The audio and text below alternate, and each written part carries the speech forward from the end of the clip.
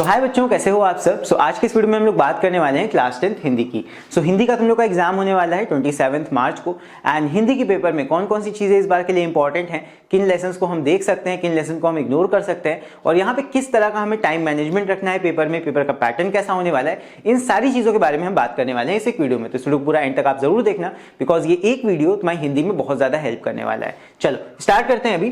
तो इस वीडियो में हम देखने वाले हैं दैट हमारा पेपर का पैटर्न किस तरह का होगा, वहां टाइम मैनेजमेंट हमें कैसे रखना है, किस क्वेश्चन को कितना टाइम देना है, एंड साथ में यहाँ लास्ट के दिनों में हमारी क्या प्रिपरेशन की स्ट्रैटेजी होनी चाहिए, किन चैप्टर्स पे हमें ज्यादा ध्यान देना है, उन्हें कैसे तैयार करना है, ये सारी बातें हम करेंगे इस एक वीडियो में। लेकिन वीडियो को स्टार्ट करने से पहले यहाँ पे मैं एक चीज तुम लोगों को क्लियर कर देना चाहता हूँ। इस वीडियो को बनाने से पहले मुझे बहुत सारे बच्चों के कमेंट्स आए एंड उनमें से कुछ कमेंट्स में बच्चों ने मुझे बोला कि हिंदी हम लोग की नेशनल लैंग्वेज है। सो एक्चुअली ऐसा नहीं है, Hindi is not our national language. अगर तुम इंडिया की नेशनल लैंग्वेज की बात करो, सो इंडिया की कोई भी नेशनल लैंग्वेज नहीं है। India has no national language. India का नेशनल एनिमल है, इंडिया की नेशनल बर्ड है, बट इंडिया की कोई नेशनल लैंग्वेज नहीं है। अब हिंदी को हम ऑफिशियल लैंग्वेज ऑफ इंडिया तो बोल सकते हैं, क्योंकि the article 343(1) of the Indian constitution specifically mentions that the official language of the union shall be Hindi in Devanagari script. So Hindi in Devanagari script is the official language. लेकिन अब दिक्कत क्या आई कि हिंदी मोस्ट पार्ट में सारे के सारे रीजन्स में नहीं बोली जाती है।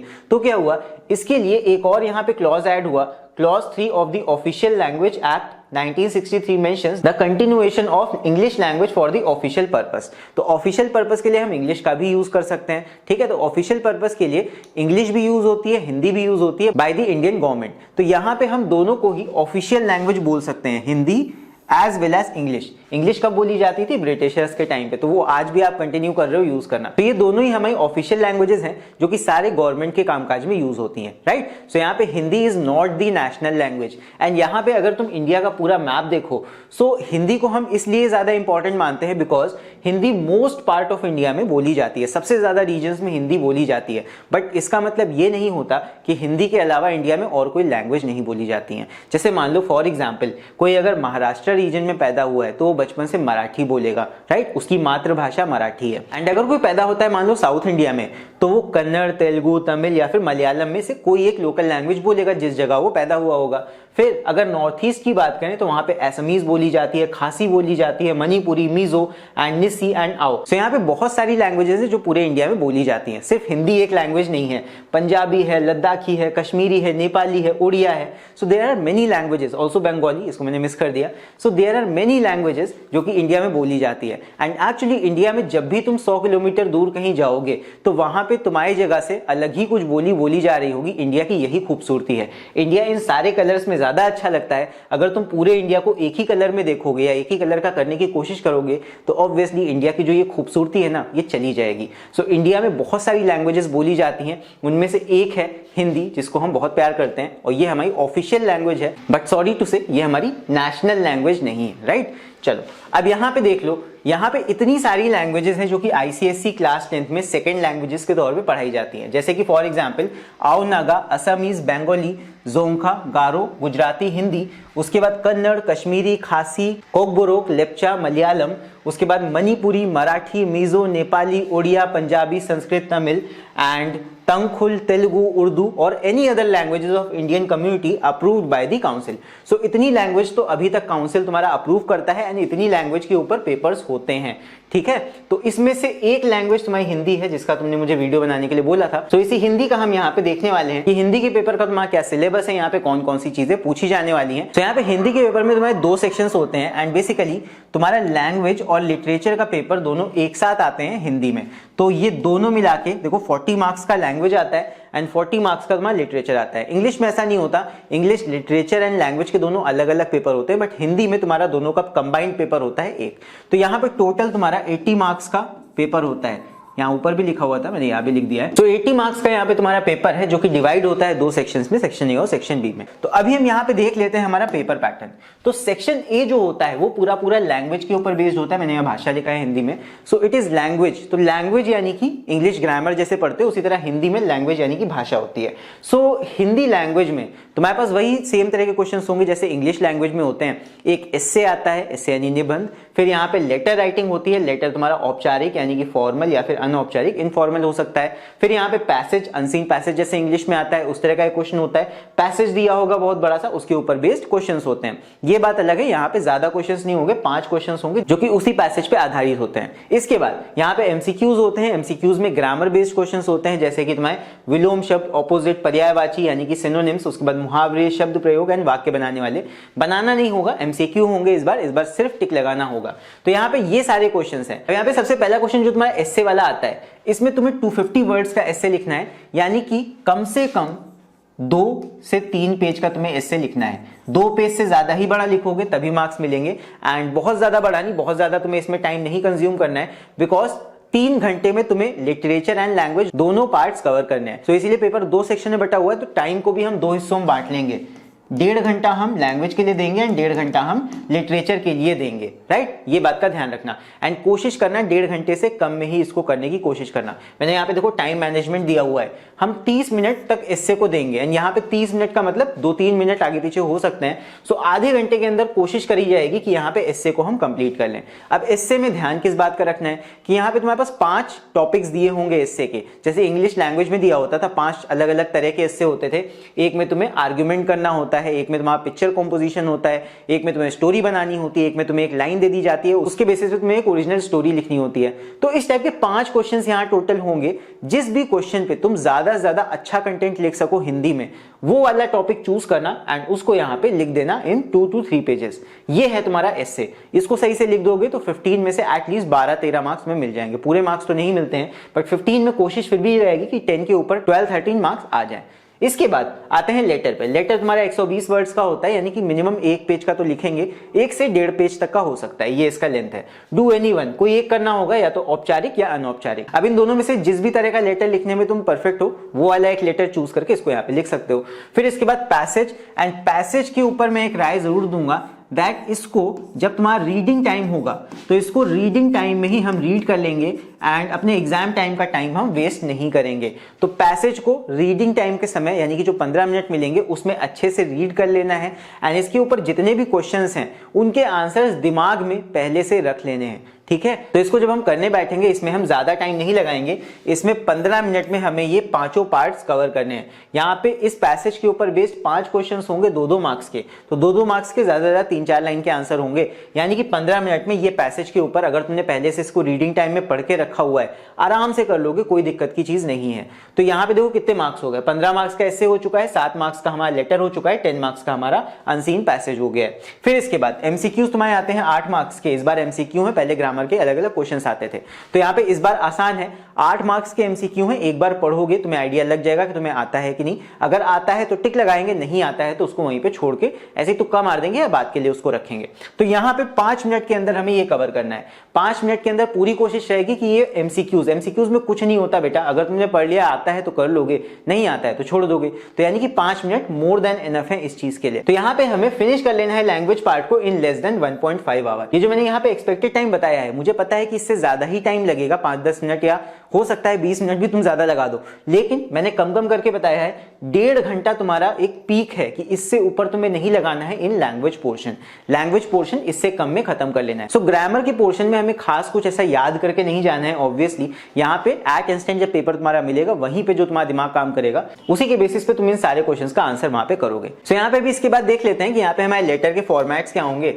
जो औपचारिक पत्र है यानी कि फॉर्मल लेटर है उसका फॉर्मेट कुछ ऐसा होगा। यहाँ पे चाहो तो स्क्रीनशॉट ले सकते हो एंड आई डोंट थिंक यहाँ पे कोई दिक्कत की बात है। यहाँ पे दोनों एड्रेसेस होते हैं, डेट बीच में होती है, फिर सब्जेक्ट होता है विषय, उसके बाद फिर यहाँ पे हम स्टार्ट कर देते हैं लेटर को। लेटर का बॉडी ऐसे रहेगा, उसके बाद इस तरह हम एंड कर देंगे। सिंपल होता है, इतना ज्यादा टफ नहीं है। और यहाँ पे एक बात का हम ध्यान रखेंगे कि जब भी स्कूल को किसी पत्र लिखा जाएगा तो वहां पे एंडिंग में भवदीय नहीं लिखा जाएगा, वहां पे एंडिंग हम इस तरह करते हैं, ठीक है। आपका आज्ञाकारी या आपकी आज्ञाकारिणी और उसके बाद नाम, कक्षा और दिनांक, इस तरह जब स्कूल को लिखोगे लेटर तब। इसके बाद एक हम देख लेते हैं अनौपचारिक। अनौपचारिक में इस तरह लेटर का फॉर्मेट रहेगा, इसका भी चाहो तो स्क्रीनशॉट ले लो, तुम्हारे काम आएगा एंड ये हम फॉलो करेंगे। यहाँ पे सिर्फ एक एड्रेस होगा प्रेषक का, उसके बाद डेट होगी, उसके बाद फिर स्टार्ट कर देंगे एंड उसके बाद जो भी हमारा कंटेंट है वो सारा कुछ लिख के हम यहाँ पे लेटर को एंड कर देंगे।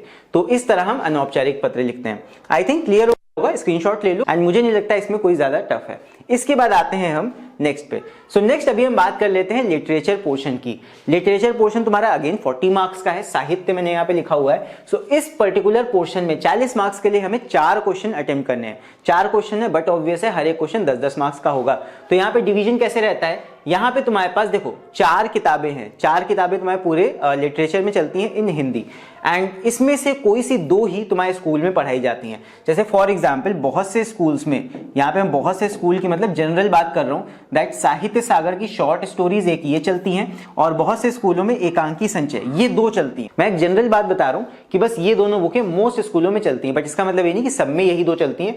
किसी किसी स्कूल में साहित्य सागर की ही दोनों किताबें चलेंगी, मतलब 2 लेनी है तुम्हें किताबें, कहीं पे भी किसी स्कूल की वो अपनी चॉइस रहती है।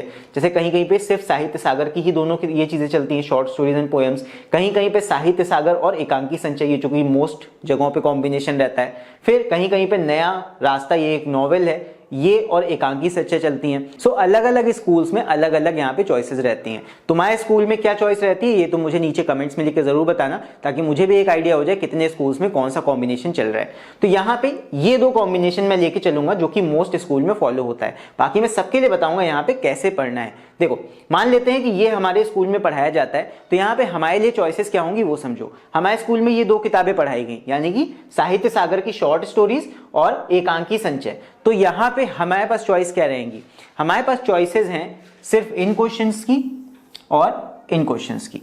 तो इन क्वेश्चंस में यानी कितने हो गए क्वेश्चंस, 3 इसके हो गए, 3 इसके हो गए। यहाँ पे एक रूल बोला गया है दैट यू हैव टू या you must answer at least 1 question from each of the 2 books.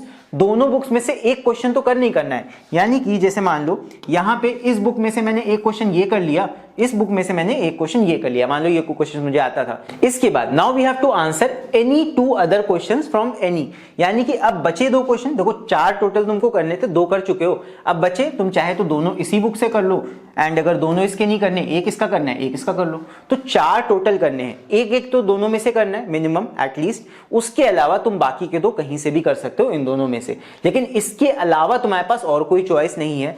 तो अगर तुमने इन दोनों को चुना है तो ऑब्वियस सी बात है ये तुम्हारे लिए यहाँ पे अवेलेबल नहीं है। तो इस बात का ध्यान रखना, किताबें जो सिर्फ तुम 2 पढ़ के गए हो, एग्जामिनर को नहीं पता तुम कौन सी 2 किताबें तुम्हारे स्कूल में चल रही हैं, वो सब कुछ नहीं है, लेकिन जो भी तुम यहाँ पे किताबों का सिलेक्शन करोगे उन्हीं में से ही तुम चॉइसेस लोगे। सो टेक्निकली यहाँ पे तुम्हारे पास में सिर्फ 6 क्वेश्चन की चॉइस है, 6 में से 4 करने हैं, यही चॉइस है। बाकी दिया यहाँ पे चाहे जितना बफे हो, यहाँ पे तुम्हारे पास में सिर्फ 2 ही किताबों का चॉइस है, जो तुम्हारे स्कूल में पढ़ाई गई है उसी का क्वेश्चन करोगे, उसमें से 6 क्वेश्चन है जिसमें से तुम्हें 4 अटेम्प्ट करने हैं। एक तरह से यही है मोटी मोटी कहानी। तो यहाँ पे अब हम बात कर लेते हैं कि ये सारी किताबें जो हैं इसमें से कौन कौन सी पोएम्स या फिर स्टोरीज आनी है, एंड बेसिकली यहाँ पे क्या क्या लेसन हमारे कोर्स में, एंड उसमें से भी हमें कौन से लेसन पे ज्यादा फोकस रखना चाहिए और कौन से लेसन आने के ज्यादा चांस है। जो तुम लोग पूछ रहे थे अब वो चीज आने वाली है इस वीडियो में, तो ध्यान देना। देखो पहले तो हम देख लेते हैं हमारा सिलेबस, ये है हमारा पूरा कंप्लीट सिलेबस। यहाँ पे इतनी शॉर्ट स्टोरीज हैं, ठीक है, इतनी शॉर्ट स्टोरीज है, 10 है टोटल, एंड इसीलिए बच्चे बोल रहे थे कि सर इसमें बता दीजिए कौन सी स्टोरीज इंपॉर्टेंट है, क्योंकि कई जगहों पे साहित्य सागर की ये सारी शॉर्ट स्टोरीज चलती हैं। इसके बाद नेक्स्ट तुम्हारा यहाँ पे पोएम्स है, साहित्य सागर की पोएम्स भी होती हैं, कई स्कूलों में यही दोनों चलती हैं, स्टोरीज एंड पोएम्स, एंड कहीं कहीं पे स्टोरीज के साथ एकांकी संचय मोस्ट जगहों पे चलती हैं। तो ये भी मैं बता दूंगा कि इन पोएम्स में से भी कौन कौन सी पोएम्स ज्यादा इंपॉर्टेंट है इस बार के लिए। आगे देखते हैं, नेक्स्ट हमारी बुक है नॉवेल। अब नॉवेल जिनके वहां चल रही है उनको मैं नहीं बता पाऊंगा यहाँ पे इंपॉर्टेंट क्यों, बिकॉज नॉवेल तो तुमको पूरी पढ़नी पड़ेगी, नॉवेल तो तुमको पूरी पढ़नी पड़ेगी, इसमें कुछ भी नहीं है कि एक बार ये आ चुका है तो अगली बार वो नहीं आएगा। नॉवेल में कहीं भी किसी भी पोर्शन में से चीजें पूछी जा सकती है, तो नॉवेल का हम कुछ नहीं कर सकते। इसके बाद एकांकी संचय, तो मोस्ट स्कूलों में एकांकी संचय पढ़ाई जाती है। एकांकी संचय में बेसिकली 1 एक्ट प्लेज होते हैं, एक ही एक्ट का प्ले, छोटी सी स्टोरी होती है, एक तरह से कहानी होती है छोटी। तो यहाँ पे ये सारी कहानियां हैं, एकांकियां हैं, बेसिकली एकांकी बोलते हैं इसको। तो यहाँ पे इतनी एकांकियां हैं, 6 हैं, ज्यादा नहीं है। तो एक तरह से इसके मुकाबले in short stories 10 short stories के मुकाबले वहां पे हमारे पास कम कोर्स है, राइट। भले वो बात अलग है कि यहाँ पे इनका लेंथ ज्यादा होता है शॉर्ट स्टोरीज से। तो अब इनमें से कौन सी पढ़ें, एंड अगर शॉर्ट स्टोरीज भी हमारे कोर्स में तो उनमें से कौन सी पढ़ें। तो अब बात कर लेते हैं इसकी। यहाँ पे मैंने कुछ रिसर्च किया है, वो मैं अब तुमको दिखाने वाला हूँ। एंड रिसर्च को दिखाने से पहले तुम लोग से रिक्वेस्ट है, वीडियो को अगर अभी तक लाइक नहीं किया तो वीडियो को लाइक जरूर करना, एंड अगर इस चैनल पर नए हो तो चैनल को सब्सक्राइब भी करना, बिकॉज जो आगे की चीज मैं दिखाने वाला हूँ वो तुम लोग के लिए मैंने 1 घंटा बैठ के रिसर्च करके चीजें निकाली हैं। देखो यहाँ पे अब हम बात कर लेते हैं कि किस तरह यहाँ पे पैटर्न फॉलो किया जाता है। तुम्हारे क्वेश्चंस का, कौन कौन सी स्टोरी किस किस साल आई है इस पे ध्यान देते हैं। जैसे मान लो फॉर एग्जांपल ये तुम्हारी सारी शॉर्ट स्टोरीज है 10 की 10। 2016 के पहले कुछ और सिलेबस था, 2017 के बाद से तुम्हारा ये सिलेबस चलता आ रहा है और अभी तक ये सारी की सारी स्टोरीज हैं। इवन यहाँ पे 2018 में एक स्टोरी थी, शायद वो हट गई है, तो उसकी बात अभी नहीं करते हैं, बट ओवरऑल यही तुम्हारी स्टोरीज अभी तक चलती आ रही है 2017 के बाद से।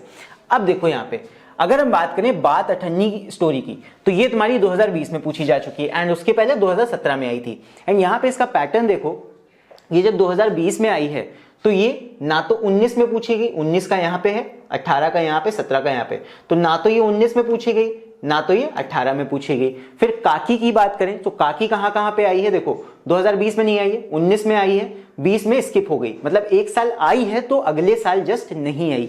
तो यहाँ पे यही होता है कि जो स्टोरी पिछले साल आ चुकी है उसके एक तरह से नेग्लिजिबल चांस होते हैं जस्ट नेक्स्ट ईयर आने के। जैसे ये 19 में आई थी तो 20 में नहीं आई है। फिर उसके बाद देखो महायज्ञ का पुरस्कार, ये कब आई है, ये 18 में आई है, तो 18 में आई है इसलिए 19 में नहीं आई ना तो 20 में आई।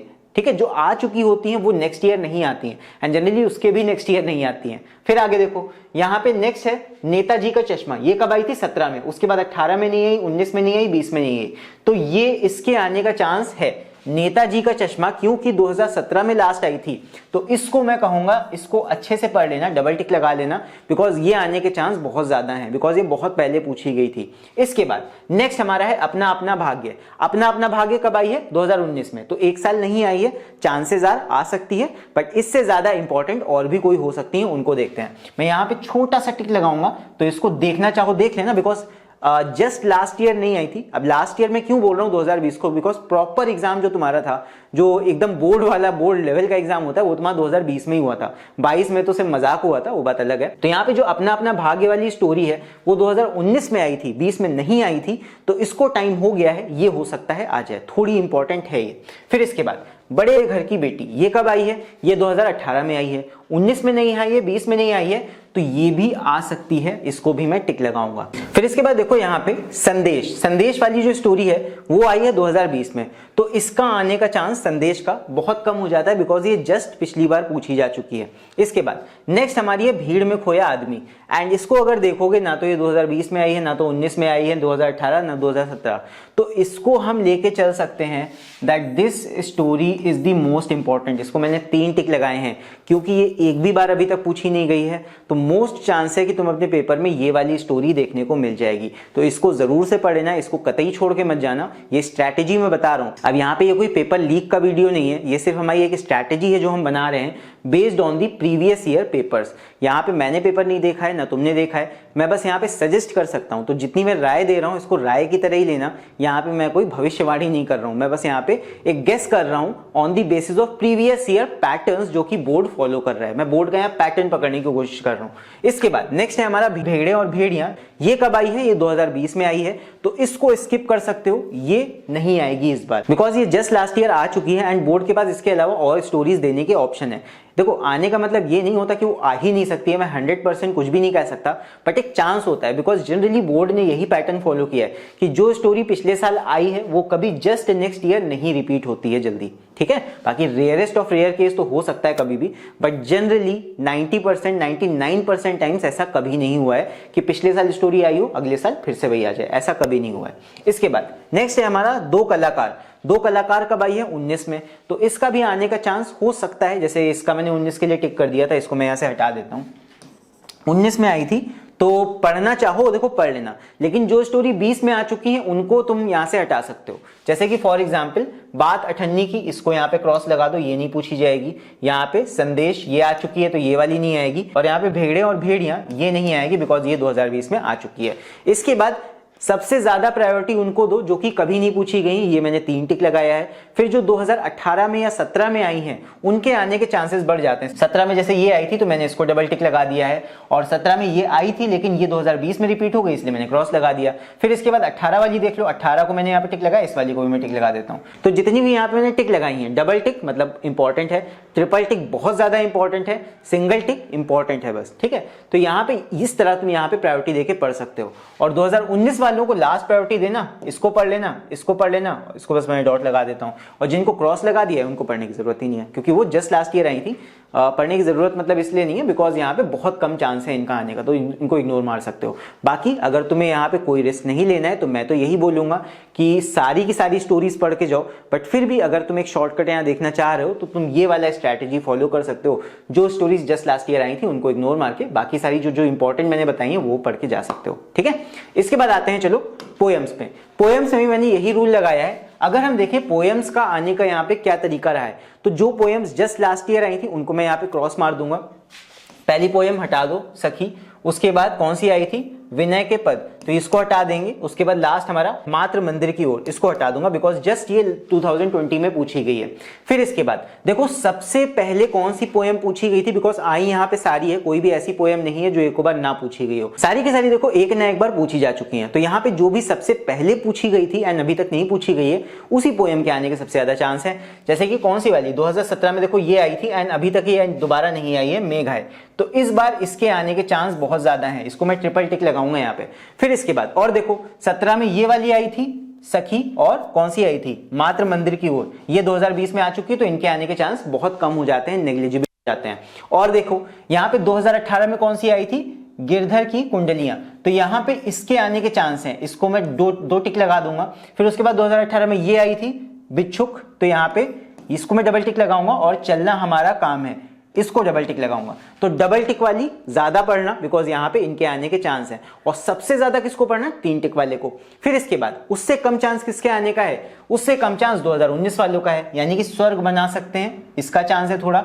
उसके बाद वाह जन्मभूमि बेरी, इसका एक चांस है, तो सिंगल टिक है। और उसके बाद 2019 में कौन सी आई थी ये वाली, यानी कि सुर के पद, तो इसका आने का एक चांस है, तो सुर के पद ये आ सकती है, राइट। तो ये है हमारा प्रायोरिटी लेवल। सबसे ज्यादा मैं कहूंगा मेघ आए, इसको तो कतई मत छोड़ के जाना बिकॉज ये 2017 में आई थी, तो इसका आने का पूरा चांस है, 100% चांस है कि ये वाला पोएम तुम्हारे में आएगा, अगर तुम्हारे में ये वाली बुक चल रही है तो। इसके बाद नेक्स्ट देखने वाले हैं हम नॉवेल। अब एक्चुअली नॉवेल में देखो कुछ नहीं बता सकता बिकॉज नॉवेल तुम्हारी पूरी एक सिंगल ऐसे है, वहां पे तुम्हें सारी चीजें पढ़नी होंगी, वहां पे हम कुछ इंपॉर्टेंट पार्ट या इस तरह का नहीं बता सकते। इसके बाद नेक्स्ट हम देखते हैं सबसे ज्यादा स्कूलों में जो पढ़ाई जाती है, दैट इज एकांकी संचय। एकांकी संचय क्या है, a collection of 1 act place, एक एक्ट के जो प्लेस होते हैं वो सारे इसमें हैं। अब यहाँ पे अगर तुम एक पैटर्न देखोगे बोर्ड का, बहुत ज्यादा सिंपल एक पैटर्न देखो चलता आ रहा है हर बार। क्या हो रहा है, अगर तुम पिछले साल के यहाँ पैटर्न्स देखो, 3-3 का सेट है, देखो 6 हैं और 3 एक साथ आती हैं एक बार में। तो यहाँ पे अगर देखो 2017 में कौन कौन सी आई हैं, ये 3, बहू की विदा, उसके बाद मातृभूमि का मन, उसके बाद सूखी डाली, ये तीनों आई हैं 2017 में। 2017 में ये और ये आई हैं। उसके बाद 18 में देखो जो इस बार आई थी 18 में नहीं आई हैं, तो 18 में इनके अलावा जो है पहली वाली संस्कार और भावना वो आई है, उसके बाद महाभारत की एक सांझ ये आई है, और दीपदान ये एक आई है। तो यहाँ पे जो 17 में नहीं आई थी वो 18 में आई है, और फिर जो 2018 में यहाँ आई है वो 19 में नहीं आई है, 19 में दूसरी आई है। तो ऑल्टरनेट चल रहा है, एक साल आएगी एक साल नहीं आएगी, एक साल आएगी एक साल नहीं आएगी। तो सोच के देखो 19 वाली जो आई थी वो 20 में रिपीट नहीं हुई, 20 में दूसरी वाली आई है, 20 में आई है संस्कार और भावना, उसके बाद यहाँ महाभारत की एक सांझ ये आई है, और दीपदान ये एक आई है। तो 2020 में इतनी आई है। तो 2020 में जो नहीं आई थी उनका आने का चांस सबसे ज्यादा है। तो इस बार के लिए सबसे इंपॉर्टेंट कौन सी है, बहू की विदा, उसके बाद मातृभूमि का मन, उसके बाद सूखी डाली।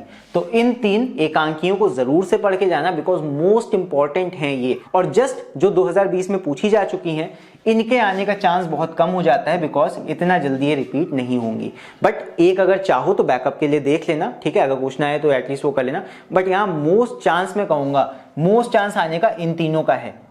बाद में पेपर जब आएगा तब तुम लोग मुझे पेपर का पीडीएफ जरूर से भेजना बिकॉज मुझे भी ये देखना है कि जो स्ट्रैटेजी हम यहाँ पे लेके चल रहे हैं, बिकॉज थोड़ा बोर्ड का पैटर्न खुद समझो, जो एक बार आ रही है एकांकी वो अगले साल नहीं आ रही है, और जो अगले साल आई है वो अगले साल फिर वो रिपीट नहीं हो रही है, दूसरी वाली आ रही है। तो 3-3 का सेट बना लिया है बोर्ड ने, ऐसे ही दे रहा है बोर्ड, ठीक है। बाकी इस साल हो सकता है कुछ थोड़ा बहुत चेंज आए, बट मुझे नहीं लग रहा ज्यादा चेंज आएगा। जो पिछले साल की एकांकियां थी वो रिपीट नहीं होंगी, जो नहीं आई थी वही वाली आनी चाहिए, ठीक है, मोस्ट प्रोबेबली। तो आई थिंक तुम लोग को यहाँ पे समझ में आ गया होगा कि कौन कौन सी चीजों पे हमें ज्यादा फोकस करना है, कौन कौन सी चीजों पे हमें ज्यादा ध्यान देके पढ़ना है, एंड यही है यहाँ पे, इसी चीज को मैंने तुम्हारे लिए यहाँ पे निकाल के रखा है, ठीक है।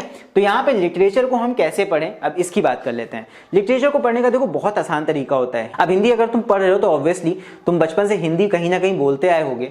सो हिंदी में बेसिकली तुम्हें सारी स्टोरियां पता होनी चाहिए हर चीज की। पोएम्स अगर पढ़ रहे हो तो पोएम का मतलब, पोएम थोड़ा सा टफ भी पढ़ती है, बट अगर तुमने यहाँ पे शॉर्ट स्टोरीज और एकांकी संचय पढ़ा है तो बस तुम्हें स्टोरी का यहाँ पे स्टोरी का एक नॉलेज होना चाहिए, स्टोरी है किस बारे में। जैसे कि यहाँ पे जस्ट रीड ऑल स्टोरीज, कहानियों की तरह पढ़ डालो सबको। कहानी पता होगी, अगर नहीं भी पता है, अगर नहीं पढ़ना चाह रहे हो, अगर थोड़ा लेजी टाइप के हो तुम, तो यहाँ पे क्या करो, there are many YouTube channels जो कि क्या कर रहे हैं, कहानियां बना रहे हैं। जितनी शॉर्ट स्टोरी सुनाई है हर एक के ऊपर उन्होंने बोल के कहानी बनाई हुई, समझाई हुई है, तो उनको सुन डालो बस, कुछ नहीं करना। जितने भी दिन है उनको सुन डालो बस, उन कहानियों को सबको।